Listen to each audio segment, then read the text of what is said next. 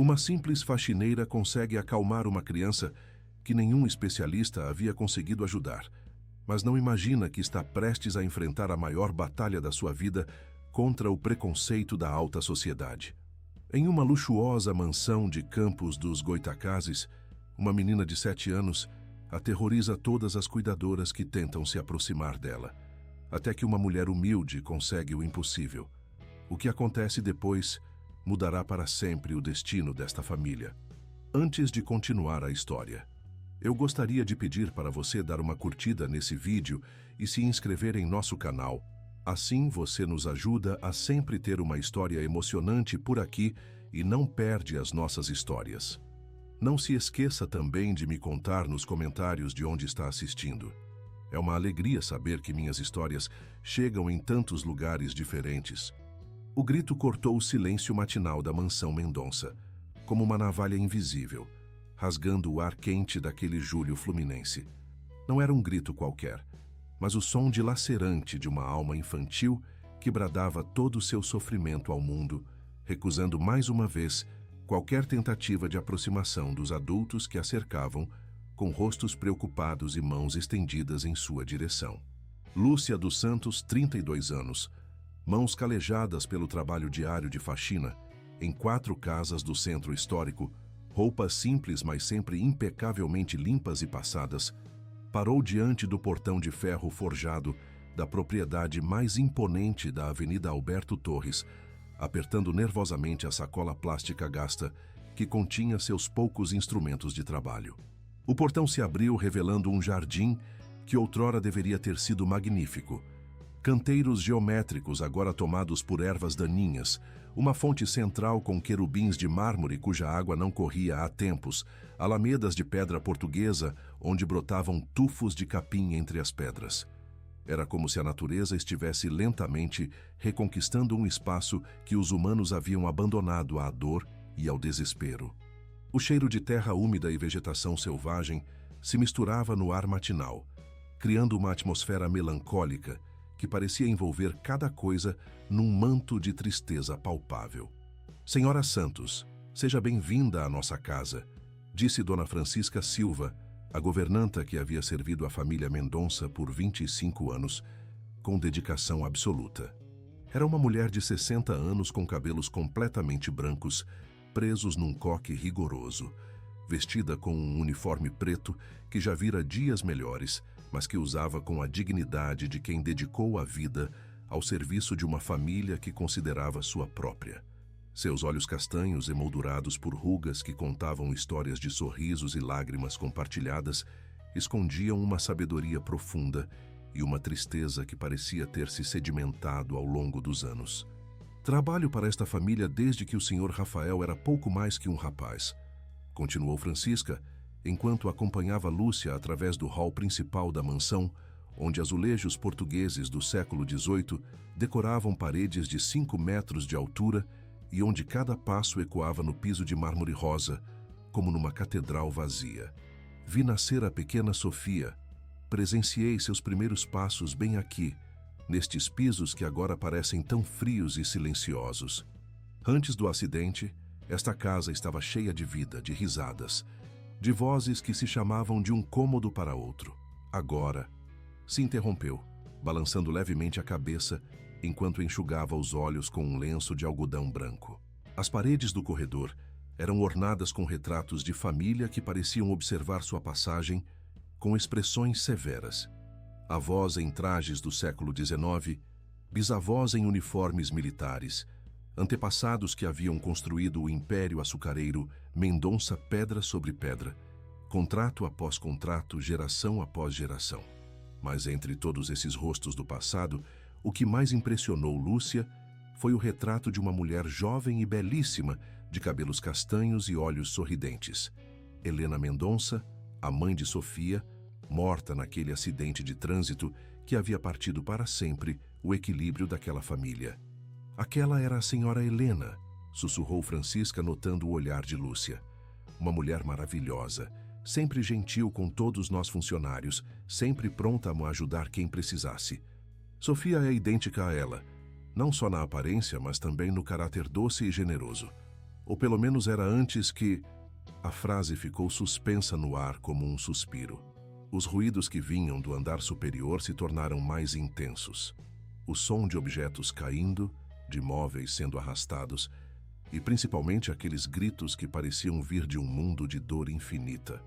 "Devo avisá-la, Sra. Santos", disse Francisca, parando diante de uma escadaria de mármore branco que subia para o primeiro andar com uma balaustrada esculpida que devia ter custado mais do que Lúcia ganhava num ano.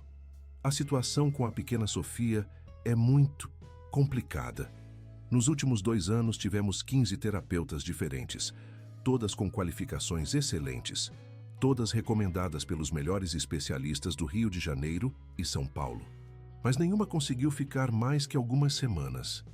Lúcia assentiu, sentindo o peso da responsabilidade que estava assumindo sem nem mesmo conhecer ainda todos os detalhes da situação.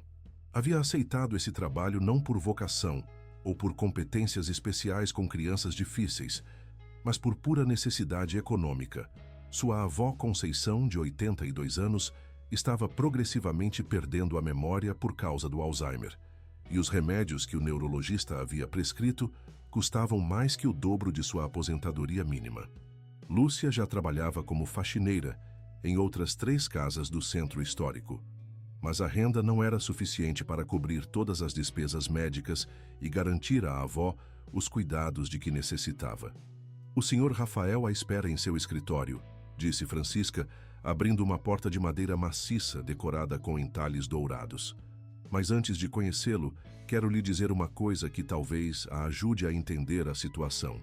O Sr. Rafael nem sempre foi o homem silencioso e sombrio que encontrará hoje. Antes da tragédia, era um pai alegre e carinhoso, um marido apaixonado, um empresário de sucesso que havia herdado a empresa da família e a fizera crescer além de qualquer expectativa. Mas desde que perdeu Helena, é como se tivesse perdido também uma parte de si mesmo. O escritório de Rafael Mendonça era um ambiente que transpirava sucesso e refinamento. Estantes de mogno que chegavam até o teto, repletas de volumes encadernados em couro que exalavam papel antigo e sabedoria. Uma escrivaninha imponente sobre a qual estavam dispostos com ordem maníaca documentos comerciais, contratos internacionais e fotografias de família que testemunhavam tempos mais felizes. Nas paredes estavam pendurados diplomas e reconhecimentos da empresa açucareira Mendonça, que havia se tornado uma das marcas mais prestigiosas do agronegócio brasileiro, exportando açúcar refinado para meio mundo e dando emprego a mais de 300 famílias entre Campos dos Goitacazes e os municípios vizinhos. Rafael Mendonça se levantou de trás da escrivaninha quando Lúcia entrou, e ela ficou impressionada com a elegância natural desse homem que carregava seus 34 anos com a dignidade de quem conheceu tanto os maiores sucessos quanto as tragédias mais profundas. Alto cerca de 1,80 m, físico atlético mantido apesar dos meses de sofrimento, cabelos escuros prematuramente grisalhos nas têmporas, vestido com um terno sob medida azul marinho que sublinhava sua pertença a uma classe social privilegiada sem ostentação vulgar. Mas eram seus olhos que contavam a verdadeira história. Olhos castanhos que outrora devem ter brilhado de alegria e ambição, agora opacos pela dor e atravessados por uma tristeza tão profunda que parecia quase física. "Senhora Santos, obrigado por ter vindo", disse com uma voz que traía cansaço emocional, apesar do tom educado e respeitoso. "Imagino que Dona Francisca já lhe tenha explicado algo da nossa situação particular. Minha filha Sofia tem 7 anos e há 2 anos vive numa condição de grande dificuldade emocional após a perda da mãe." Se interrompeu, passando uma mão pelos cabelos num gesto que revelava nervosismo e vulnerabilidade. "Devo ser completamente honesto com a senhora. 15 especialistas diferentes tentaram ajudá-la. Psicólogas infantis, terapeutas comportamentais, educadoras especializadas, até uma neuropediatra do Hospital do Rio de Janeiro. Todas falharam." Lúcia o observou atentamente, notando como suas mãos se fechavam quando falava da filha, como sua voz se rachava ligeiramente ao pronunciar o nome de Sofia, como todo o seu corpo parecia carregar o peso de uma responsabilidade grande demais para os ombros de um só homem. Senhor Mendonça, posso perguntar exatamente o que aconteceu com sua esposa? E de que forma isso influenciou Sofia? Rafael se aproximou da janela que dava para o jardim negligenciado, fitando as árvores despidas e os canteiros invadidos pelas ervas, como se naquela desolação pudesse encontrar as palavras certas para contar o incontável. Helena estava voltando para casa depois de levar Sofia à aula de balé. Era uma noite de novembro, chovia, o asfalto estava escorregadio. Um caminhão que transportava açúcar para nossa empresa, a ironia do destino, perdeu o controle numa curva e invadiu a pista contrária. Helena morreu na hora. Os médicos me garantiram que não sofreu. Mas Sofia estava sentada na cadeirinha traseira e viu tudo. Assistiu impotente ao que para uma criança de 5 anos deve ter parecido o apocalipse. O silêncio que se seguiu foi preenchido apenas pelo tic-tac do relógio de pêndulo e pelos ruídos distantes que chegavam do andar superior. Pratos se quebrando, vozes de pessoas tentando acalmar alguém, passos apressados no piso de madeira. Lúcia sentiu o coração se apertar, imaginando aquela criança pequena que teve que enfrentar uma perda tão devastadora numa idade em que se deveria conhecer apenas amor e proteção. Nos primeiros meses após o acidente, continuou Rafael com voz cada vez mais baixa, Sofia parecia quase normal. Claro, chorava muito, perguntava constantemente pela mamãe, tinha pesadelos noturnos, mas os médicos nos disseram que era normal, que precisava de tempo para elaborar o luto. Em vez disso, depois de cerca de 6 meses, começou a mudar de forma inquietante. Tornou-se agressiva, violenta com qualquer um que tentasse se aproximar dela. Não só com estranhos, mas também comigo, com Francisca, com Dona Carmen, sua avó, que sempre a havia mimado. Outro barulho forte do andar superior, desta vez seguido por uma voz feminina que gritava: "Sofia, chega! Pare de se comportar assim." Rafael fechou os olhos e Lúcia viu suas mãos tremerem ligeiramente. "Aquela é a doutora Mariana Spinelli, a última psicóloga que chamamos. Chegou hoje cedo do Rio de Janeiro com ótimas credenciais, mas temo que ela também desistirá logo como todas as outras." "Senhor Mendonça", disse Lúcia com delicadeza, "posso perguntar por que pensou em me chamar? Não tenho qualificações especiais com crianças, não sou terapeuta nem educadora, sou apenas uma faxineira." Rafael se virou para ela com uma expressão que misturava desespero e uma tênue esperança. "Talvez seja exatamente esse o ponto, Senhora Santos. Tentamos com todos os especialistas possíveis, com todas as abordagens científicas, com todas as terapias mais avançadas. Mas Sofia continua piorando. Pensei que talvez o que ela precisa não seja de mais uma doutora, mas simplesmente de uma pessoa normal, autêntica, que possa se aproximar dela sem preconceitos teóricos ou protocolos terapêuticos." Nesse momento, o som de pratos se quebrando ficou ainda mais intenso, acompanhado por um grito que gelou o sangue nas veias de ambos. Era um som primordial, animal, que expressava uma dor tão profunda que parecia quase desumana. Rafael correu em direção à porta do escritório com Lúcia que o seguia, e juntos subiram as escadas em direção ao andar superior onde se encontrava o quarto de Sofia. A cena que se apresentou aos seus olhos era devastadora. A doutora Spinelli estava saindo do quarto com o rosto riscado pelas lágrimas e um longo arranhão na bochecha esquerda, seu tailleur elegante rasgado e sujo. "Sinto muito, Sr. Mendonça", disse com voz trêmula, "mas não posso continuar. Em 30 anos de carreira nunca vi uma situação assim. Aquela criança não é apenas traumatizada, é como se estivesse possuída pela raiva pura.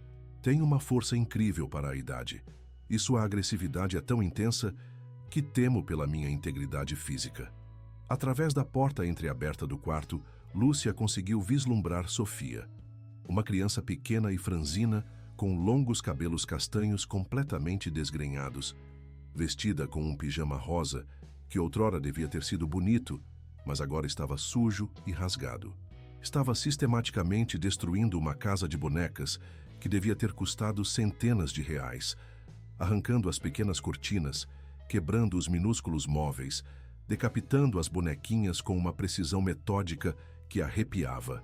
Seus movimentos não eram casuais nem frenéticos, mas deliberados e controlados, como se estivesse executando uma punição bem planejada contra aquele pequeno mundo de faz de conta que representava a família feliz que havia perdido para sempre. Sem refletir, movida por um instinto que nem sabia possuir, Lúcia começou a cantar baixinho uma cantiga de ninar que sua avó Conceição lhe cantava quando era pequena e tinha medo dos temporais. Boi da cara preta, pega essa criança que tem medo de careta. O efeito foi imediato e milagroso. A destruição parou de repente, como se alguém tivesse apertado um botão de pausa numa cena de violência. Sofia levantou lentamente a cabeça. Seus grandes olhos castanhos, idênticos aos da mãe no retrato do corredor, se fixaram na figura de Lúcia através da fresta da porta.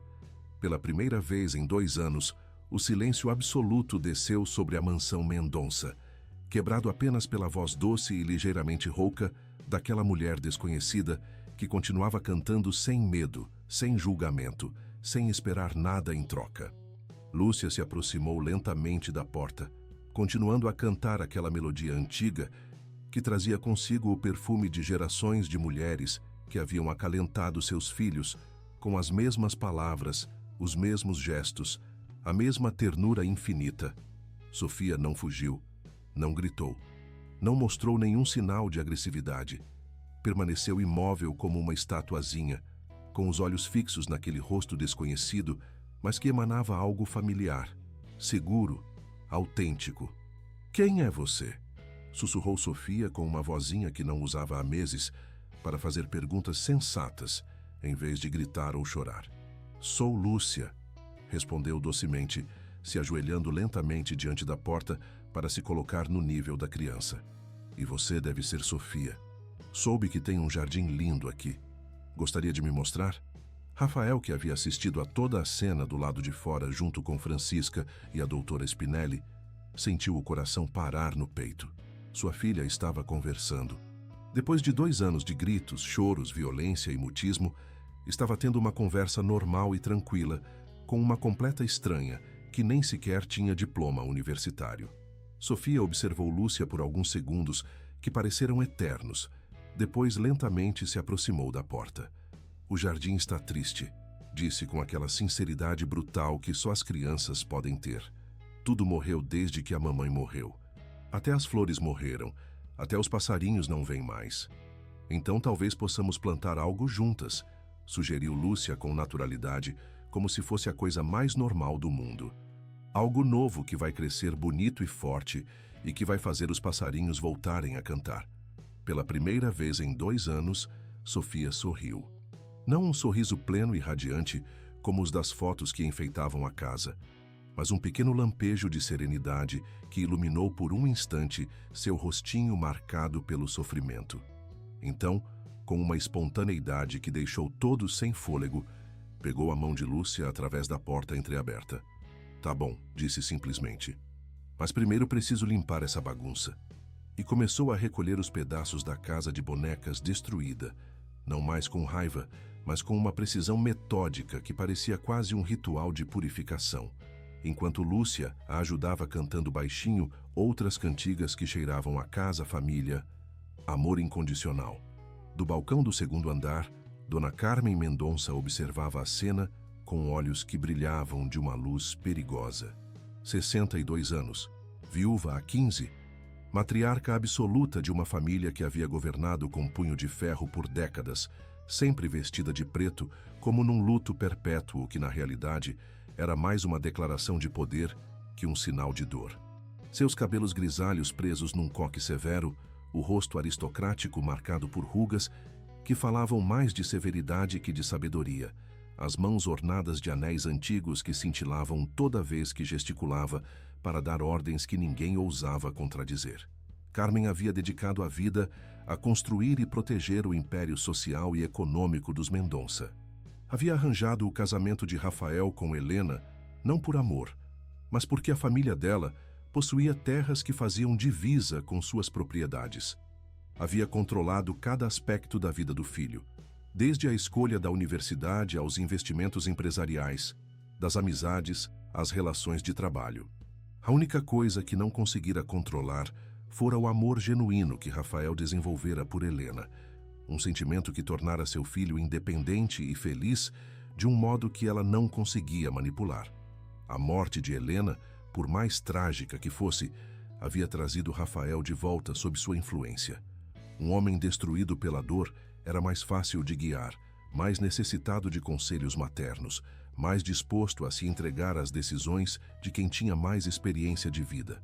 Mas agora esta mulher do povo estava conseguindo onde 15 especialistas haviam falhado. E pior ainda, Rafael a olhava com uma expressão que Carmen reconhecia bem demais. Era o mesmo olhar que havia dirigido a Helena na primeira vez que se apaixonara por ela. Não, isso não podia acontecer. Não depois de todos os anos gastos reconstruindo o controle sobre a família. Não depois de todos os sacrifícios feitos para manter intacta a pureza da linhagem Mendonça. Não depois de ter suportado uma nora de classe social apenas aceitável para ver chegar agora uma simples faxineira que ameaçava fazer desabar todo o equilíbrio social que havia construído com tanto cuidado. Naquela noite, enquanto Sofia jantava pela primeira vez em meses sem fazer birra, sentada ao lado de Lúcia, que lhe cortava pacientemente a carne e lhe contava histórias de sua infância na periferia, Carmen ligou para seu advogado de confiança, Dr. Alessandro Marelli, um homem de 60 anos que havia cuidado dos negócios jurídicos da família por mais de 20 anos e que sabia exatamente que tipo de informações podiam ser úteis em situações delicadas como essa. Dr. Marelli, disse Carmen com a voz que usava quando queria resultados imediatos e discretos, preciso de informações detalhadas sobre uma certa Lúcia dos Santos, 32 anos, residente na rua Saldanha Marinho. Tudo o que conseguir encontrar: situação financeira, antecedentes sentimentais, família, eventuais problemas legais, mesmo mínimos. E me consiga também os contatos da melhor psicóloga infantil do Rio de Janeiro, uma que saiba distinguir entre verdadeiro progresso terapêutico e simples manipulação emocional. Certamente, senhora Mendonça. Quanto tempo tenho disponível? 1 semana no máximo. Esta situação deve ser resolvida antes que se torne incontrolável. Desligando o telefone, Carmen se serviu um cálice de conhaque francês e se sentou na poltrona de veludo vermelho, de onde controlava tudo o que acontecia em sua casa. Através das paredes, ouvia o som inaudito há 2 anos. Sofia rindo enquanto Lúcia lhe cantava uma canção e lhe secava os cabelos depois do banho. Um som que deveria ser doce para qualquer um que o ouvisse, mas que para ela representava o início de uma guerra que não tinha a menor intenção de perder. A batalha pela alma de Sofia e pelo futuro da família Mendonça havia apenas começado, mesmo que uma das combatentes nem suspeitasse ter entrado nela. As semanas que se seguiram àquele primeiro dia milagroso trouxeram transformações tão profundas que a mansão Mendonça parecia ter sido tocada por uma varinha mágica. Sofia começou a comer regularmente, a dormir a noite inteira sem pesadelos, e principalmente a falar com Lúcia sobre tudo o que havia guardado no coração ferido durante 2 longos anos. Os dias assumiram um ritmo doce e natural que a mansão não conhecia desde os tempos felizes de quando Helena ainda estava viva e a família era completa. Todas as manhãs, às 7h30, Lúcia chegava pedalando em sua bicicleta Monarch dos anos 80, que havia herdado da avó e que mantinha em perfeitas condições apesar da tinta desbotada e alguns remendos aqui e ali. A estacionava sempre atrás da cozinha, num canto discreto, onde não atrapalhasse a estética da majestosa entrada principal, com suas estátuas e canteiros geométricos.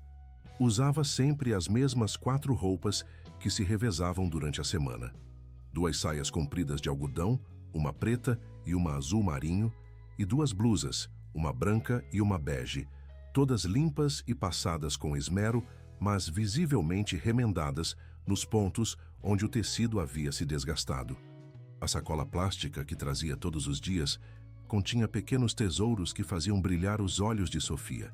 Sanduíches com geleia de goiaba feita em casa seguindo a receita da bisavó, biscoitos secos que perfumavam de baunilha e que Lúcia preparava na noite anterior enquanto cuidava da avó Conceição, goiabas do pé cortadas em fatias e polvilhadas com canela, e sempre uma garrafa térmica de chá doce adoçado com mel que dividia com a menina durante as pausas no jardim que estavam lentamente trazendo de volta à vida.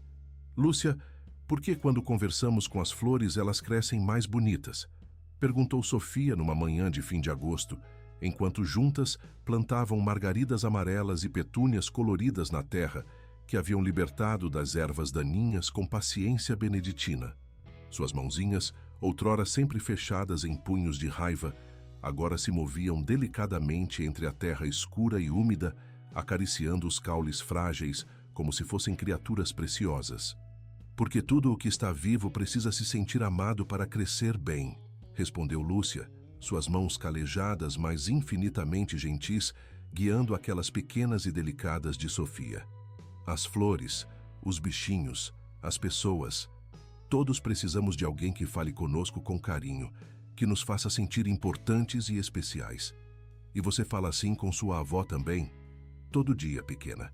Mesmo quando a doença dela faz esquecer quem eu sou, eu continuo contando o que fizemos juntas aqui no jardim. Como você está crescendo bem, o quanto você ficou boa em me ajudar com as flores. Sofia refletiu por um momento, com aquela seriedade particular das crianças que estão elaborando conceitos complexos com sua lógica simples, mas profunda.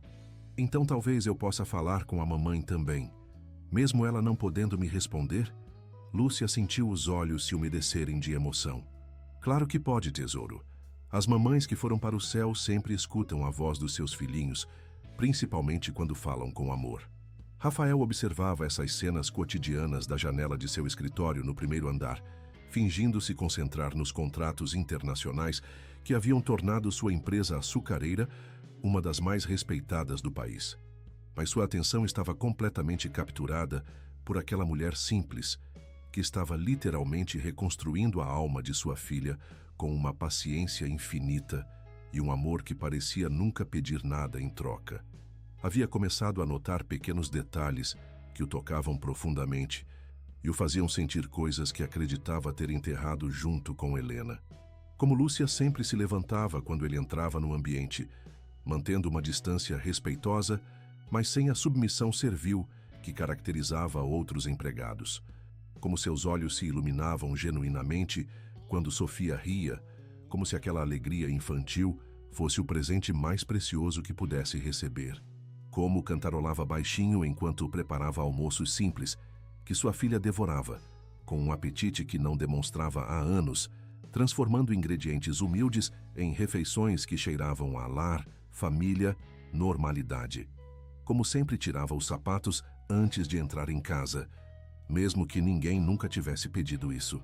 Como penteava os cabelos de Sofia com uma delicadeza infinita, criando pequenas tranças ornamentadas com flores do jardim que faziam a menina parecer uma princesa dos contos de fada. Como tinha o hábito de arrumar as almofadas do sofá toda vez que se levantava, um gesto automático de quem está acostumada a cuidar dos espaços que habita.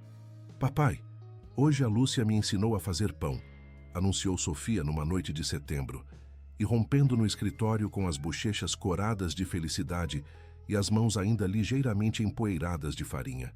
Ela disse que a avó dela ensinava quando era pequena como eu, e agora posso ensinar também para os meus filhos quando eu crescer e tiver uma família. Rafael sentiu o peito se apertar de um jeito que não sentia há anos. Era a primeira vez que Sofia falava do futuro com esperança, em vez da indiferença vazia que caracterizara seus meses mais sombrios. E como ficou esse pão especial? Perguntou, pousando definitivamente os documentos que fingia ler. Sofia correu para a cozinha com o entusiasmo de uma criança normal e voltou pouco depois trazendo com orgulho um pãozinho de aspecto rústico, mas que perfumava de fermento natural e amor. Experimenta, papai. A Lúcia disse que pão feito em casa tem gosto de família verdadeira, daquela que se escolhe com o coração. Enquanto mordia aquele pãozinho simples que sabia de tradição, genuinidade, normalidade que havia esquecido de desejar, Rafael olhou para Lúcia, que havia permanecido na soleira da cozinha, secando as mãos num pano de prato bordado à mão e sorrindo timidamente pelo orgulho da menina. Naquele momento, com a luz dourada do entardecer filtrando pelas janelas e criando uma auréola em volta de seus cabelos castanhos, presos numa trança simples, Rafael compreendeu que havia se apaixonado não só pela mulher que salvara sua filha, mas pela possibilidade de ser novamente uma família de verdade. Não mais uma coleção de pessoas traumatizadas que dividiam o mesmo teto por conveniência social, mas um núcleo unido pelo afeto, pelas pequenas tradições cotidianas, pela capacidade de encontrar alegria nas coisas simples que dão sentido à vida. Era um pensamento que o assustava e o enchia de esperança ao mesmo tempo, porque significava abrir novamente o coração ao risco de amar e, portanto, de sofrer. Mas Dona Carmen tinha seus planos bem definidos, e o dossiê detalhado sobre Lúcia dos Santos, que havia encomendado, estava prestes a chegar à sua escrivaninha de mogno entalhado, junto com informações que pretendia usar como armas numa guerra que a mulher do povo não sabia nem que estava travando. Uma guerra que determinaria não apenas o futuro de Sofia, mas o de 3 gerações da família Mendonça. O relatório investigativo sobre Lúcia dos Santos chegou numa manhã fria de outubro, entregue pessoalmente pelo detetive particular mais discreto e implacável de Campos dos Goitacazes, um ex-policial de 50 anos que havia aprendido a escavar nos segredos das pessoas com a mesma precisão cirúrgica com que um médico opera um tumor. Carmen Mendonça o leu na privacidade de seu salão pessoal no 2º andar da mansão, um ambiente que era seu reino indiscutível. Paredes revestidas de seda adamascada cor de ouro, móveis de época do século XVIII carioca, retratos de ancestrais aristocráticos que pareciam aprovar das molduras douradas cada decisão tomada naquela sala carregada de história e poder. Lúcia dos Santos, 32 anos, solteira, formada no ensino médio com notas excelentes, mas sem possibilidade de prosseguir os estudos universitários por motivos econômicos. Lia Carmen em voz alta, como se pronunciar aquelas informações lhe conferisse mais poder de controle sobre a situação. Mora numa casa popular na rua Saldanha Marinho, número 14, com a avó materna Conceição dos Santos, 82 anos, viúva, portadora de Alzheimer, em estágio inicial intermediário. A candidata é o único sustento econômico e emocional da idosa. Parou para tomar um gole de chá Earl Grey, servido numa xícara de porcelana de Sèvres, saboreando tanto o gosto delicado da bebida quanto a antecipação do que estava prestes a ler na seção mais interessante do relatório. Situação sentimental, solteira, nenhum relacionamento estável atual. Recusou 3 pedidos de casamento nos últimos 8 anos de homens de sua condição social. Em 2018, de um mecânico de 28 anos, Stefano Volpi. Em 2020, de um funcionário público de 35 anos, José Martinelli, e em 2022, de um pequeno comerciante viúvo com 2 filhos, Antônio Bersani. As testemunhas referem que suas motivações eram sempre as mesmas. Não posso abandonar minha avó, é tudo o que me resta da família. Carmen sorriu com fria satisfação. Perfeito. Uma mulher sozinha, economicamente vulnerável, emocionalmente isolada, sem proteções sociais ou laços familiares influentes. Exatamente o tipo de pessoa que podia ser controlada, manipulada ou, se necessário, eliminada sem consequências significativas para quem possuía o poder e as conexões certas. Situação profissional: empregada como faxineira junto a 4 famílias do centro histórico campista: família Montanari, família Sartori, família De Angelis, família Mendonça. Renda mensal estimada: cerca de R$ 900. Nenhuma dívida significativa, nenhum vício caro, nenhuma despesa supérflua. 80% da renda é destinada aos cuidados médicos da avó e às despesas de subsistência. Aqui Carmen parou, seus olhos frios cintilando de uma luz calculista. A vulnerabilidade econômica era sempre o ponto fraco mais fácil de explorar. Uma pessoa que dependia completamente de seu trabalho para sobreviver era uma pessoa que podia ser facilmente chantageada ou forçada a tomar decisões que de outra forma nunca consideraria. Reputação no bairro: excelente. Os vizinhos a descrevem como uma santa, uma neta dedicada, Uma moça direita que se sacrifica pela avó. O pároco da igreja de São Salvador, onde vai regularmente à missa dominical, a define como um exemplo de virtudes cristãs. Nenhum antecedente criminal, nenhuma controvérsia legal, nenhum comportamento social discutível. Carmen pousou o dossiê na escrivaninha e se permitiu um segundo cálice de conhaque francês de 1975, aquele que guardava para as ocasiões especiais. Já estava elaborando a estratégia completa para neutralizar essa ameaça à estabilidade familiar que havia construído com tanto cuidado durante décadas de manobras sociais e matrimoniais calculadas ao milímetro. Sua estratégia tomou forma com a precisão de um relógio suíço e a crueldade de uma sentença de morte. Primeira fase: desacreditar Lúcia aos olhos de Rafael através de uma autoridade médica indiscutível, alguém cuja opinião profissional não pudesse ser questionada nem pelo filho mais teimoso. Segunda fase: criar situações sociais que tornassem evidente a inadequação de classe da mulher, expondo Rafael ao ridículo e à desaprovação da alta sociedade campista. Terceira fase: se as primeiras duas não fossem suficientes, usar a pressão econômica direta para fazer o problema desaparecer definitivamente.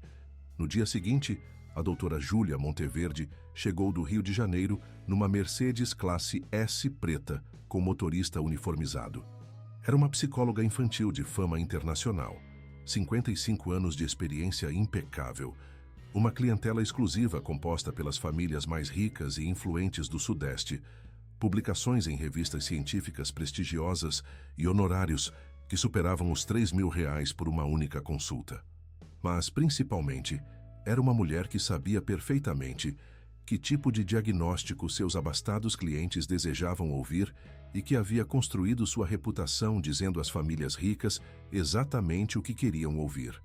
"Prezada senhora Mendonça", disse a doutora no salão nobre da mansão, sorvendo chá inglês em xícaras de porcelana Wedgwood enquanto estudava atentamente o ambiente luxuoso que a cercava.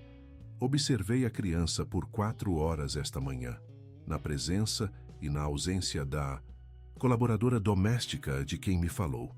Devo confessar que encontrei algumas situações que despertam séria preocupação do ponto de vista clínico."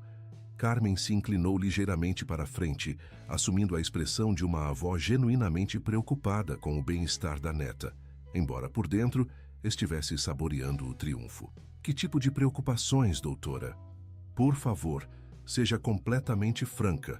Sofia apresenta todos os sintomas clássicos daquilo que nós, especialistas, definimos como dependência emocional patológica de transferência não elaborada, explicou a Monteverde com o tom grave e autoritário que havia aperfeiçoado durante décadas de consultas junto a famílias da aristocracia carioca. Quando tentei interagir com ela na ausência da senhora Santos, a criança entrou numa crise de pânico aguda, seguida por episódios de agressividade regressiva que nada tinham a ver com um processo normal de cura.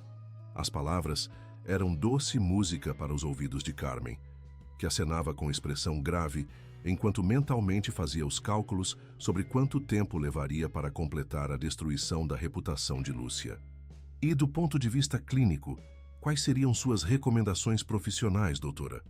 "Separação imediata, mas gradual da figura de apego inadequada, seguida de terapia intensiva estruturada com uma equipe de especialistas qualificados", respondeu a doutora sem um momento de hesitação, como se estivesse recitando uma fórmula decorada.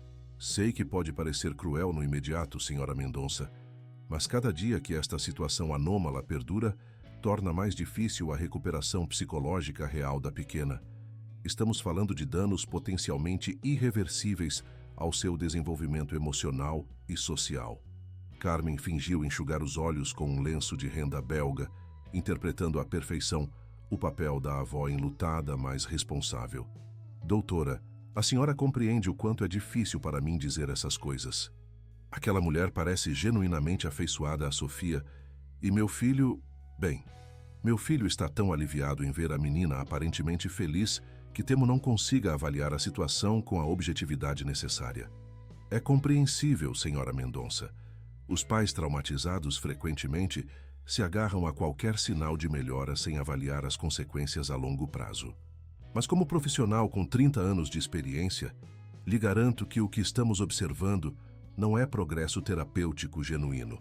É substituição defensiva não elaborada que pode desembocar em distúrbios graves de personalidade se não for interrompida tempestivamente. Naquela noite, durante o jantar em família, um dos poucos momentos em que Carmen, Rafael e Sofia se encontravam juntos sem a presença de Lúcia, a matriarca lançou seu primeiro ataque direto. A mesa de jantar estava posta com a porcelana da festa, aquela decorada à mão com motivos florais dourados, que estava na família há gerações. E Francisca havia preparado risoto de camarão, seguindo a receita que Helena havia aprendido da sogra nos primeiros anos de casamento. Rafael, meu querido filho, começou Carmen com tom aparentemente casual, enquanto se servia um segundo cálice de vinho branco. Hoje tive uma consulta muito interessante com a doutora Monteverde, que, como você sabe, é considerada a melhor psicóloga infantil do Sudeste. Suas conclusões a respeito do progresso de Sofia são, como dizer, bastante inesperadas. Rafael levantou o olhar do prato, imediatamente alarmado pelo tom da mãe que conhecia bem demais. Era o mesmo tom que havia usado quando queria convencê-lo a não se casar com Helena, quando lhe havia sugerido contratar seu amigo de infância como diretor comercial, quando havia orquestrado o fim de todas suas amizades que não aprovava. Que tipo de conclusões? A doutora Monteverde está muito preocupada com o que define como apego patológico não terapêutico de Sofia em relação a, como posso dizer com delicadeza, nossa funcionária, disse Carmen, pronunciando a última palavra com uma sutil inflexão de desprezo que Rafael captou imediatamente. Sofia, que estava brincando distraidamente com os ervilhas no prato enquanto pensava nas histórias que Lúcia lhe havia contado naquela tarde, levantou subitamente a cabeça com uma expressão alarmada. O que quer dizer, vovó? A Lúcia está doente? Preciso fazer alguma coisa para ajudar ela. Não, querida, respondeu Carmen com falsa doçura. Lúcia não está doente, mas a doutora acha que talvez você esteja ficando muito dependente dela. E isso pode não ser uma coisa boa para você. Mas eu gosto da Lúcia, protestou Sofia com a lógica inatacável das crianças. E ela gosta de mim, porque isso seria uma coisa ruim. Rafael sentiu formar-se um nó no estômago. Conhecia sua mãe bastante bem para saber que ela nunca citaria uma autoridade médica se não tivesse a intenção de usá-la como arma. Mãe, o que disse exatamente a doutora Monteverde? Carmen tirou da bolsinha uma pasta elegante contendo o laudo profissional, a colocou na mesa ao lado de seu prato e começou a ler com a solenidade de um juiz pronunciando uma sentença. A paciente Sofia Mendonça manifesta sintomas inequívocos de dependência emocional regressiva em relação a uma figura adulta não qualificada profissionalmente. Em vez de elaborar o trauma originário através de mecanismos terapêuticos apropriados, transferiu sua necessidade de segurança materna para uma pessoa que, por mais bem intencionada que seja, não possui os instrumentos clínicos necessários para gerir um distúrbio pós-traumático desta complexidade. As palavras atingiram Rafael como socos no estômago. Mas Sofia está melhor, protestou fracamente, embora já sentisse as primeiras sementes de dúvida que sua mãe havia habilmente plantado. Come, dorme, sorri. Melhorias superficiais construídas sobre fundamentos psicologicamente instáveis, retrucou Carmen, continuando a ler do relatório. A doutora compara a situação a uma casa linda, construída sobre areia. Pode parecer sólida e atraente por fora, mas na primeira tempestade emocional desabará inevitavelmente, e o desabamento será mais devastador que o problema original. Sofia havia parado de comer e olhava alternativamente para o pai e a avó com os olhos cada vez maiores e assustados. Papai, o que quer dizer? A Lúcia tem que ir embora? Rafael não conseguiu responder imediatamente, dividido entre o que via com seus próprios olhos todos os dias, sua filha que havia voltado a ser uma criança normal e feliz, e a autoridade de um diagnóstico profissional que punha em questão tudo aquilo em que havia começado a acreditar. Não sei, pequena. Papai precisa pensar. Mas eu não quero que a Lúcia vá embora, gritou Sofia, começando a chorar com aquele desespero infantil que parte o coração dos adultos. Ela é a única pessoa que me entende. É a única que sabe cantar as músicas da mamãe.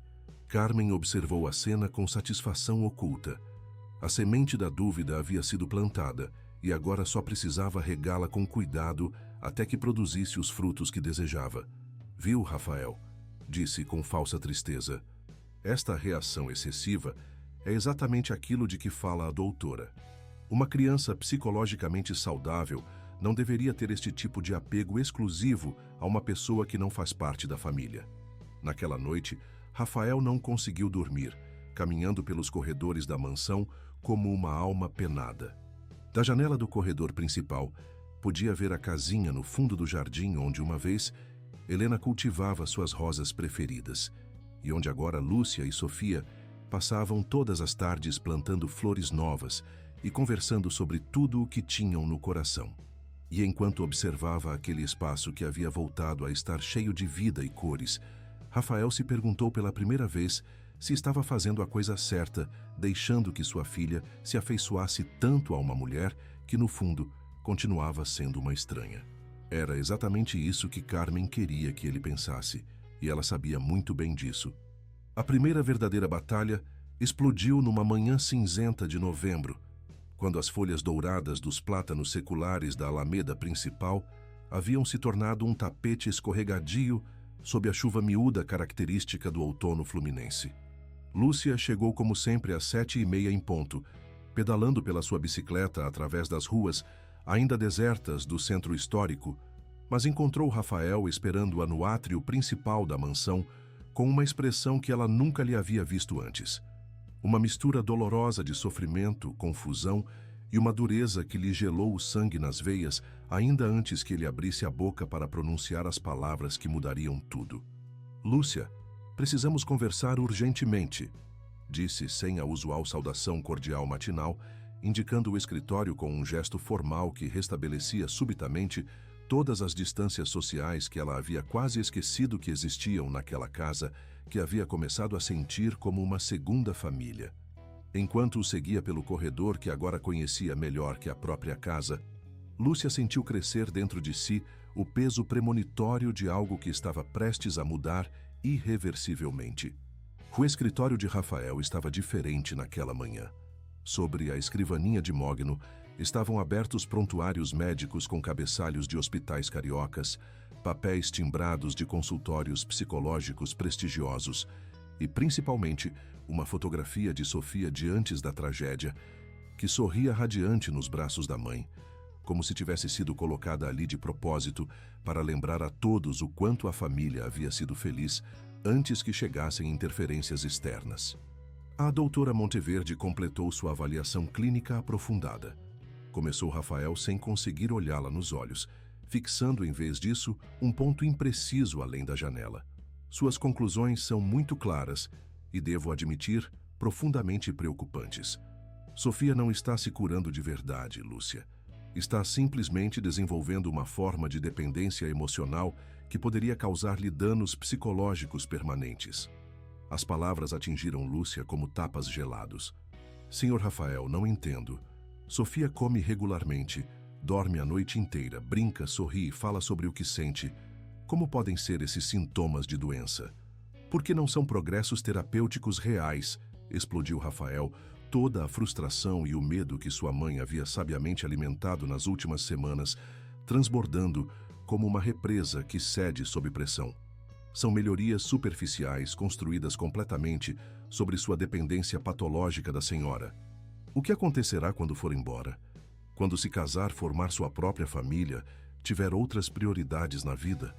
Sofia desabará de novo, e desta vez o trauma será ainda pior que o original. Lúcia sentiu as pernas começarem a tremer sob o peso daquelas acusações que lhe pareciam absurdas e cruéis ao mesmo tempo. Mas eu não tenho intenção de ir embora, Sr. Rafael. Posso continuar cuidando de Sofia até ela precisar de mim, até... Até quando, Lúcia? A interrompeu Rafael com uma dureza na voz que nunca havia usado com ela. Até ela se tornar uma adolescente que não sabe viver sem a senhora?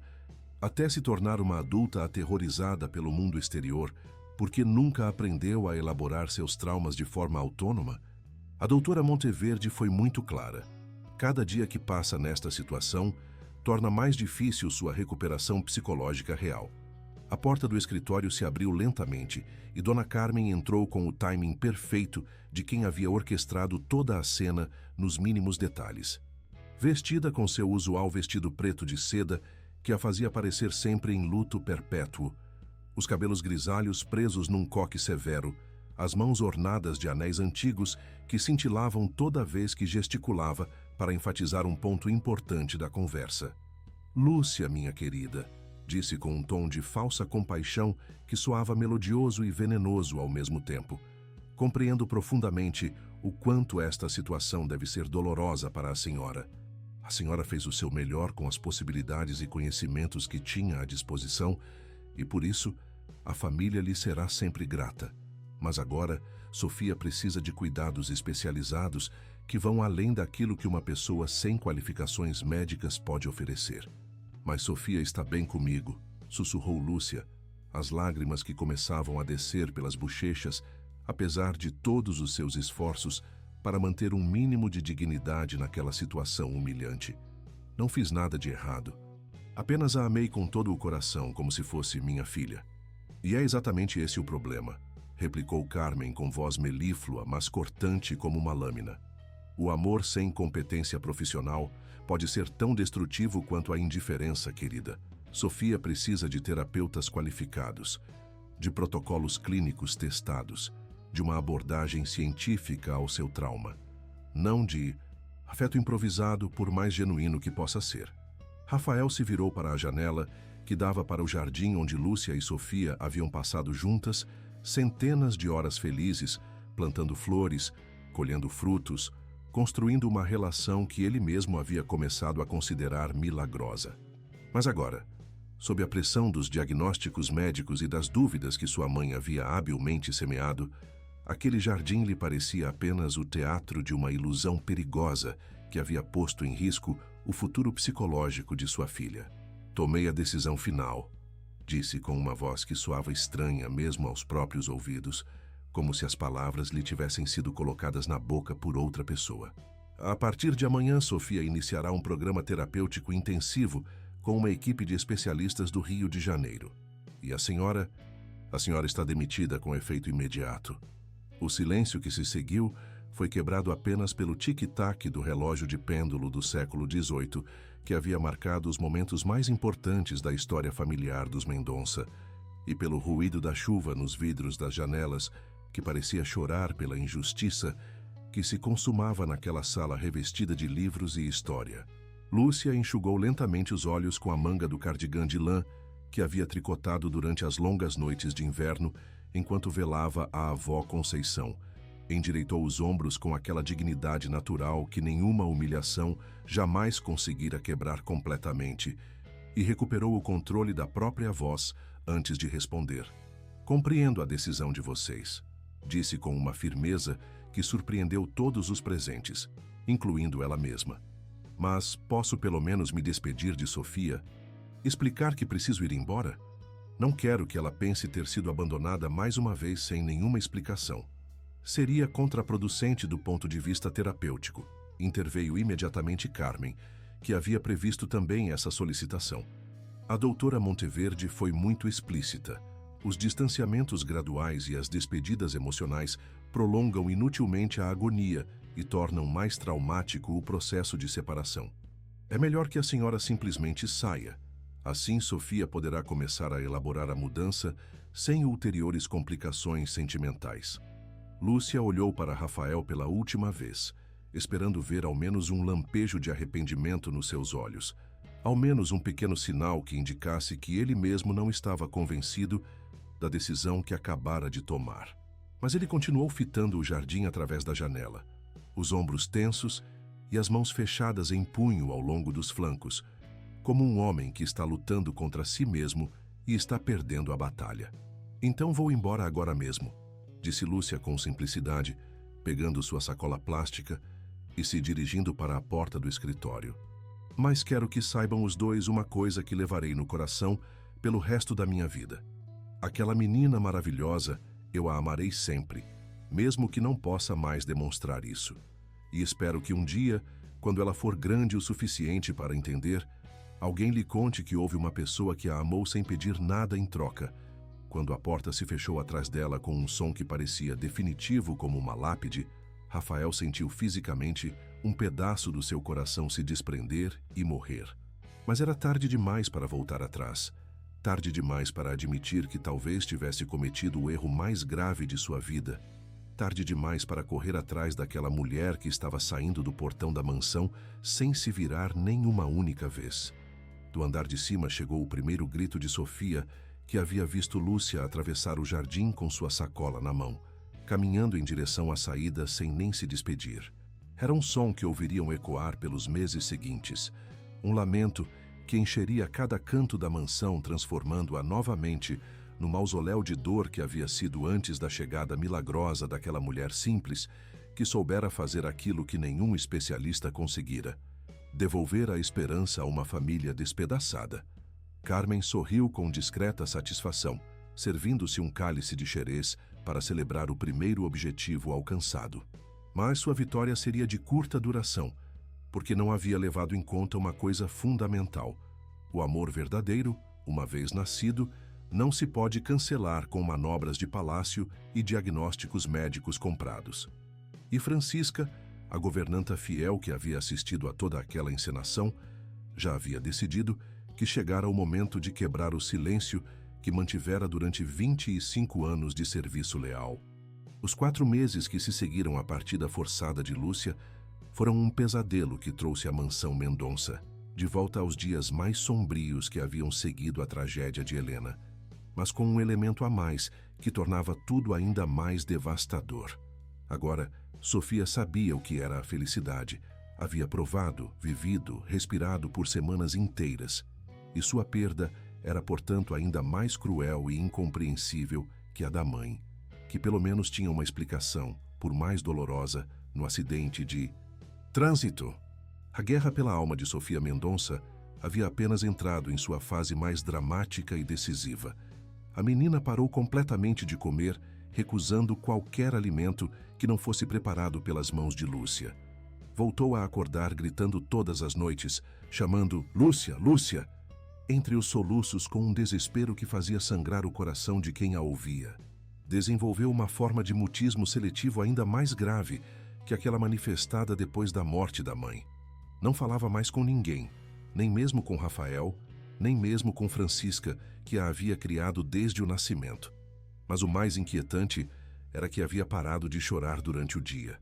Ficava sentada por horas em seu quarto, fitando o jardim da janela, esperando que aquela figura familiar reaparecesse caminhando pela alameda com sua sacola plástica e o sorriso que havia aprendido a amar mais que qualquer outra coisa no mundo. Seus olhos, que Lúcia conseguira fazer brilhar novamente de vida, haviam voltado vazios e apagados, mas com uma diferença terrível. Agora havia também rancor, a consciência de que os adultos que diziam amá-la a haviam traído e abandonado mais uma vez. Rafael passava as noites caminhando pelos corredores da mansão como uma alma condenada, atormentado pelo som dos choros inconsoláveis de sua filha que filtravam através das paredes centenárias. Havia perdido 12 quilos em 4 meses. Tinha olheiras tão profundas que nem a melhor maquiagem conseguia esconder durante as reuniões de negócios. E pela primeira vez na sua carreira empresarial de sucesso, cometia erros de avaliação que custavam dezenas de milhares de reais à sua empresa açucareira. Seus sócios começavam a se preocupar. Seus empregados sussurravam nos corredores dos escritórios. Seus clientes mais importantes faziam perguntas discretas sobre sua confiabilidade. A doutora Monteverde, chamada novamente para gerir aquela que deveria ser a transição terapêutica de Sofia, encontrou-se diante de uma situação que desafiava todas as suas teorias sobre dependência emocional patológica. A menina não estava elaborando positivamente a separação da figura de apego inadequada, como havia previsto em seus relatórios tão seguros. Estava, em vez disso, regredindo a um nível de trauma ainda mais profundo que o inicial. manifestando sintomas que nem seus manuais universitários descreviam com precisão. Senhor Mendonça, disse durante uma de suas consultas semanais, enquanto Sofia estava internada no Hospital Pediátrico de Campos dos Goitacazes pela segunda vez num mês por causa da desidratação provocada pela recusa alimentar, devo confessar que a situação está evoluindo de modo inesperado. A menina mostra sinais daquilo que poderíamos definir como luto complicado por abandono recidivo, uma condição que, honestamente, não havia previsto nas minhas avaliações iniciais. Rafael a olhou através dos óculos de leitura que havia começado a usar para esconder pelo menos em parte as olheiras. E pela primeira vez em meses, sua voz teve um tom de dureza autêntica. Doutora, a senhora me garantiu que afastar Lúcia seria doloroso no curto prazo, mas benéfico no longo período. Passaram-se 4 meses, e minha filha está pior do que estava 2 anos atrás, depois da morte da mãe. A Monteverde ajeitou seus óculos de grife e assumiu aquela expressão de superioridade profissional que usava quando seus métodos eram questionados por clientes que não tinham suas competências específicas. Senhor Mendonça, o senhor deve compreender que os processos de cura nunca são lineares, principalmente nos casos complexos como o de Sofia. O que estamos observando agora é provavelmente uma fase necessária de elaboração profunda que... Chega! Explodiu Rafael, se levantando da poltrona do consultório médico com uma violência que surpreendeu ambos. Chega com suas teorias e seus termos técnicos. Minha filha está morrendo de dor, e a senhora continua falando de fases necessárias e elaboração profunda. Eu só vejo uma criança que está se consumindo porque arrancamos dela a única pessoa que havia conseguido fazê-la sorrir de novo. A doutora Monteverde recolheu com dignidade ofendida seus documentos e sua bolsa de couro, se levantando por sua vez com o ar de quem foi insultada injustamente. Senhor Mendonça, compreendo sua frustração, mas não posso aceitar ser repreendida por ter seguido protocolos terapêuticos padrão. Se prefere se confiar a métodos não convencionais, a responsabilidade das consequências será exclusivamente sua. Naquela noite, enquanto Sofia ainda estava internada no hospital e a mansão parecia um museu abandonado, onde ecoavam apenas os passos de Rafael e Francisca, a governanta tomou a decisão mais corajosa de sua vida. Havia assistido em silêncio à destruição sistemática daquela família, que havia servido com devoção por um quarto de século, havia visto Carmen manipular a situação com a precisão impiedosa de uma aranha que tece sua teia, e havia suportado por meses o peso do segredo que podia mudar tudo. Senhor Rafael, disse batendo no escritório onde ele estava fitando documentos comerciais sem conseguir lê-los, preciso falar com o senhor sobre algo extremamente importante. Algo que devia saber há meses, mas que não tive coragem de dizer até agora. Rafael levantou os olhos cansados e vermelhos pelas noites insones. Francisca, se é sobre Sofia, já chamei outros 2 especialistas do Rio de Janeiro. Chegarão na próxima semana para... Não, senhor, o interrompeu com uma firmeza que nunca havia usado antes nos seus 25 anos de serviço irrepreensível. Não se trata de outros médicos. Se trata de sua mãe e daquilo que realmente fez para afastar Lúcia dos Santos desta casa. As palavras caíram no silêncio do escritório como pedras jogadas num lago, criando círculos concêntricos de compreensão que se alargavam lentamente na mente confusa de Rafael. Francisca tirou do bolso do avental um pequeno gravador digital que havia comprado de propósito para essa ocasião, um desses aparelhos modernos que sua neta lhe havia ensinado a usar. Gravei algumas conversas de sua mãe, Sr. Rafael. Conversas que o senhor deve absolutamente ouvir se quiser entender o que realmente aconteceu nesta casa. Apertou play e a voz de Carmen encheu o escritório com uma clareza cristalina. Sim, doutora Monteverde.